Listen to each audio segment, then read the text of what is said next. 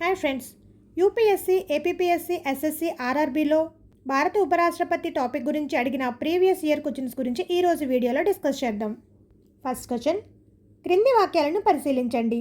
First one, భారత రాష్ట్రపతి ఎన్నికకు రాష్ట్రాల శాసనసభల ఎన్నికైన సభ్యులు కూడా పాల్గొంటారు. సెకండ్ వన్, భారత ఉపరాష్ట్రపతి ఎన్నికకు పార్లమెంట్ 2 సభల సభ్యులు పాల్గొంటారు. దీంట్లో ఏది సరైనది? Your time starts now. The right answer is 2 సరైనవే. రాష్ట్రపతి ఎన్నికలో ఎంపీలు, ఎమ్మెల్యేలు పాల్గొంటారు. ఉపరాష్ట్రపతి ఎన్నికలో లోక్సభ, రాజ్యసభ సభ్యులు పాల్గొంటారు. అలాగే నామినేటెడ్ సభ్యులు కూడా ఉంటారు. భారత ఉపరాష్ట్రపతి ఎవరు? ఆప్షన్ ఏ రాష్ట్రాధిపతి, ఆప్షన్ బి ప్రభుత్వాధిపతి, ఆప్షన్ సి రాజ్యసభ పదవీ రీత్యా అధ్యక్షుడు, ఆప్షన్ డి లోక్సభ అధ్యక్షుడు. Your time starts now.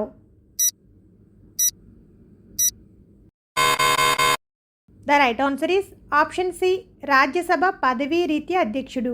Article 64 ప్రకారం ఉపరాష్ట్రపతి రాజ్యసభకు ex officio chairman. Next one, భారత ఉపరాష్ట్రపతి ఏ అధికరణంలో పేర్కొనబడ్డారు? Option A article 61, option B article 63, option C article 65, option D article 70. Your time starts now.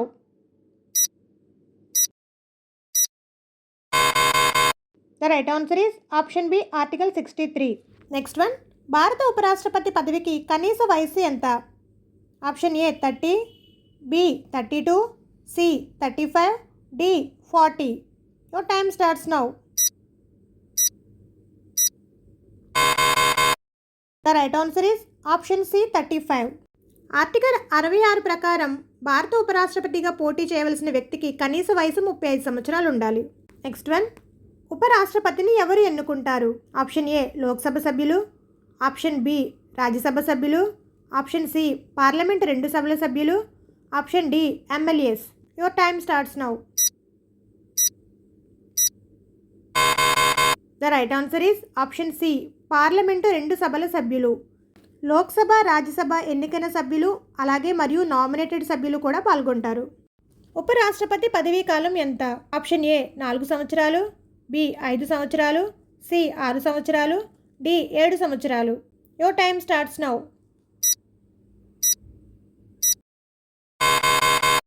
The right answer is option B 5 సంవత్సరాలు. ఉపరాష్ట్రపతి పదవీ కాలం 5 సంవత్సరాలు.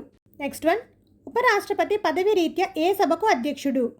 Option A Rajya Sabha, option B Lok Sabha, option C Rajya Sabha మరియు Lok Sabha, option D Vidhan Sabha. Your time starts now. The right answer is option A Rajya Sabha. Article 64 ప్రకారం ఉపరాష్ట్రపతి ex officio chairman of Rajya Sabha. Next one, భారత ఉపరాష్ట్రపతి రాజ్యసభలో సమాన ఓట్లు వచ్చినప్పుడు ఏం చేస్తారు? Answer is casting vote. ఉపరాష్ట్రపతి రాజ్యసభ చైర్మన్గా ఉండి టైం వచ్చినప్పుడు నిర్మాణాత్మక ఓటు ఇస్తారు. ఉపరాష్ట్రపతిని పదవి నుండి ఎలా తొలగిస్తారు? ఆప్షన్ ఏ ఇంపీచ్మెంట్ ద్వారా, ఆప్షన్ బి రాజ్యసభ తీర్మానం ప్లస్ లోక్సభ ఆమోదం, ఆప్షన్ సి రాష్ట్రపతి ఆదేశం ద్వారా, ఆప్షన్ డి ప్రత్యేక మెజారిటీతో 2 సభల తీర్మానం. Your time starts now.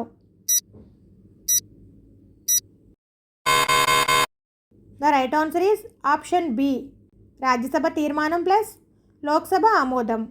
Article 67 class B ప్రకారం రాజ్యసభలో తీర్మానం, లోక్సభ ఆమోదం అవసరం. నెక్స్ట్ వన్, రాష్ట్రపతి మరియు ఉపరాష్ట్రపతి పదవులు 2 ఖాళీ అయితే ఎవరు బాధ్యతలు నిర్వహిస్తారు? ఆప్షన్ ఏ ప్రధానమంత్రి, ఆప్షన్ బి భారత ప్రధాన న్యాయమూర్తి, option C Lok Sabha speaker, option D Rajya Sabha deputy chairman. Your time starts now.